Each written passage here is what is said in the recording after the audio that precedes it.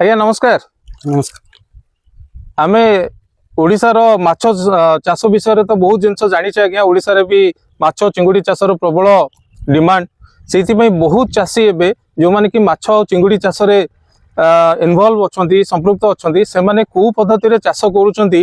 हुए तो आम माने जानि नथिबा किंतु आज्ञा ओडिशा रे बहुत एमती चाषी अछंती जो माने कि केमिकल पद्धति रे चाष करूछंती किंतु केमिकल पद्धति रे चाष करिवा द्वारा से माछ गुड़ाक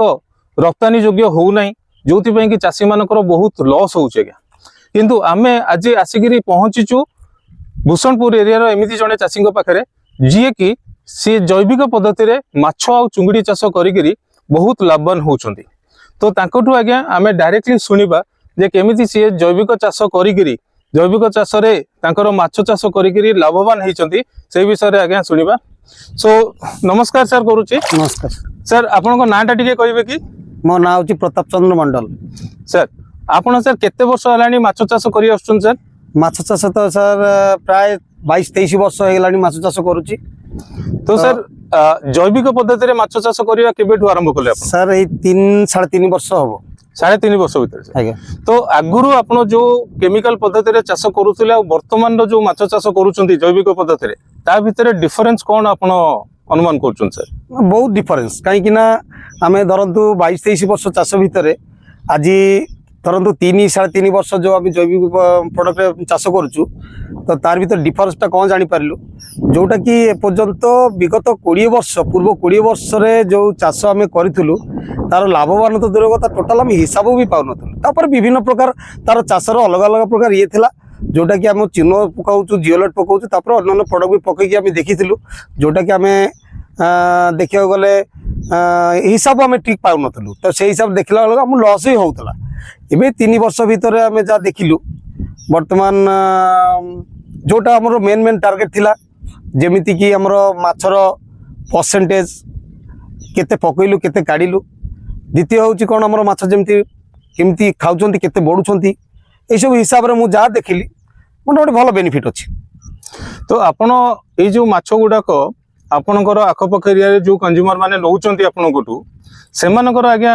तापई फीडबैक कौन रोची माने माछर टेस्ट केमती रोची बा माछ से माने खाइला पर कौन अनुभव करछंती जैविक पद्धति रे कंप्लीटली माछ चाष होउची? नाइ सेटा आमे जोतक लोक को पचार कि किसी केस भी एमती आसिक लोक नौचंती जे हमर माछर एमती टेस्ट भल नाही अलग प्रकार स्मेल बाहर से देखीचु से भी आसी कहते ना भल टेस्ट आसुची बाकी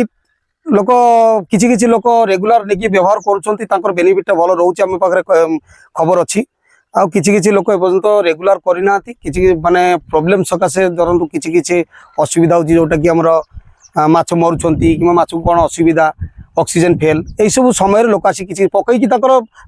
से भी बेनिफिट पाउछ। सही कथा पचारिबी आपनकु जे जो सब माछ चाष रे समस्या देखा जाउची जेमति कि माछरे गोटे रोग लागिबा हो किंबा ऑक्सीजन शॉर्ट हो तो एही समय रे आपण जो जैविक पद्धति रे बा जैविक प्रोडक्ट सब व्यवहार करछंती तार लाभ आपण निजे पाइछंती? मु पाइछि 100% पाइछि। तो अन्य माने जो माने भी नैछंती से माने पाइछंती सर पाइछंती। अच्छा ये जो पोखरी रे आपण एबे अछंती ए पोखरी रे आज्ञा आपनकर माछ अछंती? आज्ञा अछंती चिंगुड़ी भी अछंती रोइबाको जाळ भी अछंती तो आपण हमकु टिके सैंपल देखै परिबे सर कि? हां सर जाल पडिले देखि परिबे ना हम टिके जाल पकेई देखिबा? हां सर हो सर जाल मो सर टिके जाल पकेई देखिबा खेपा जाल गोटे पकेई करी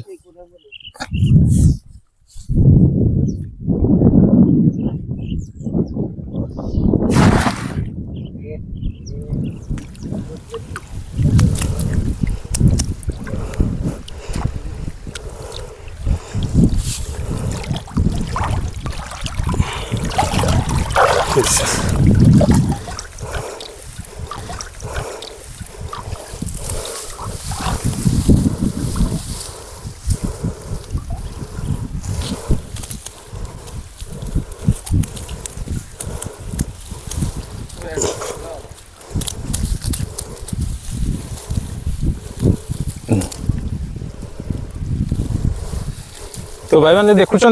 आपण मैंने केते सुंदर चुंगुड़ी होती केते सुंदर चुंगुड़ी रो ग्रोथ होती।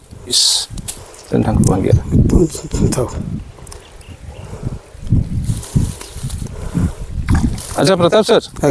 ଆପଣ କହିବେ କି ये जो चुंगुड़ीर ग्रोथ ये केते दिन भितर ହେଇଛି सर? अरे सर 3 ରୁ 4 मास लागिगला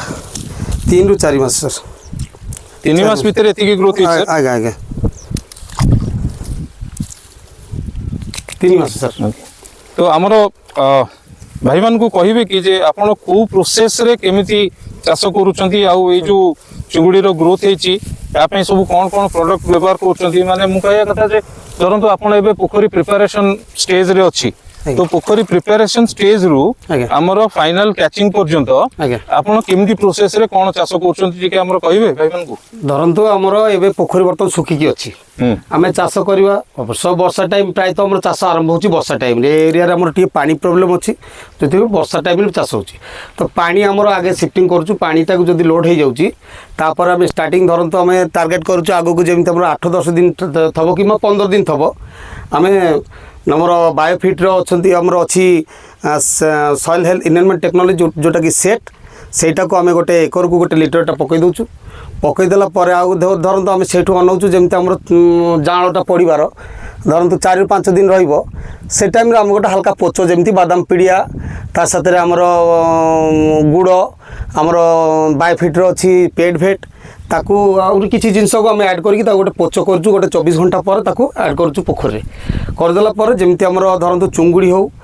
किंबा अन्य रोई भाकुर जाळ हो छोट जाळ हो बड़ जाळ हो आमे ताकू जेतल पकेइबा तार पूर्व दिन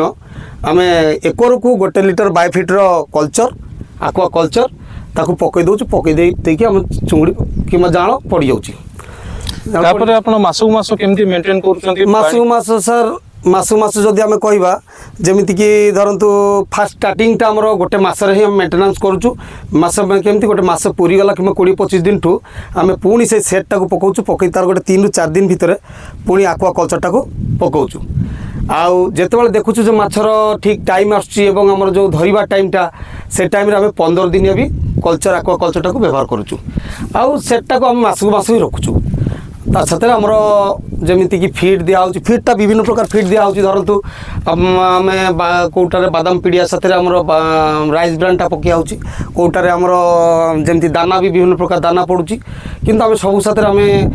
हमर पेट भेट जो प्रोटीन पाउडर टा अछि ताको हम ऐड करछु किलो पिछा 1 ग्राम हिसाब रे ताको मिसै कि हमें पकोछु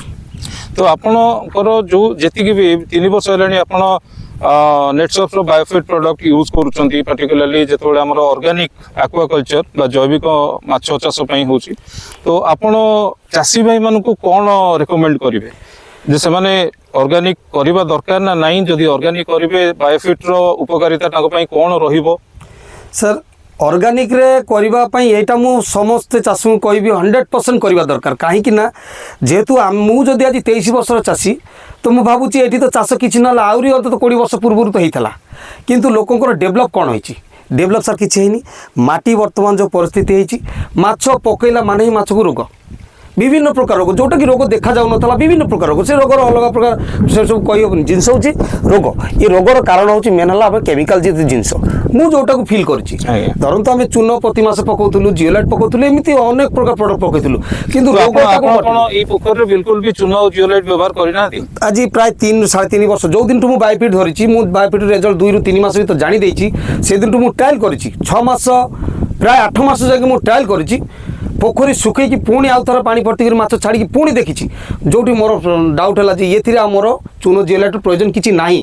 तो मुझे जीरो कर देछि 3 ରୁ 3.5 वर्ष प्राय टोटाल चूनो मु गोटे बस्ता चूनो किंबा गोटे दाना जियोलाइट मु किछि पकईनी ता छड़ा आउरी गोटे जिंस भल जिंस अन्य प्रोडक्ट भी मु किछि व्यवहार करिनी मोर जदी किछि बाय चांस को प्रॉब्लम भी हुए सेतिरे मो सॉल्यूशन बाहर जाय सेही प्रोडक्ट ऊपर ही जाय बहुत बढ़िया सर बहुत बढ़िया तो आपण को पाखरे जो प्रोडक्ट्स किछि अछि हमें सेगुडा को देखिबो आपण गोटो सुनिबो सर आउतरे सो जीवा सर वर्तमान दुकान टिके जीवा चलନ୍ତୁ आगे थैंक यू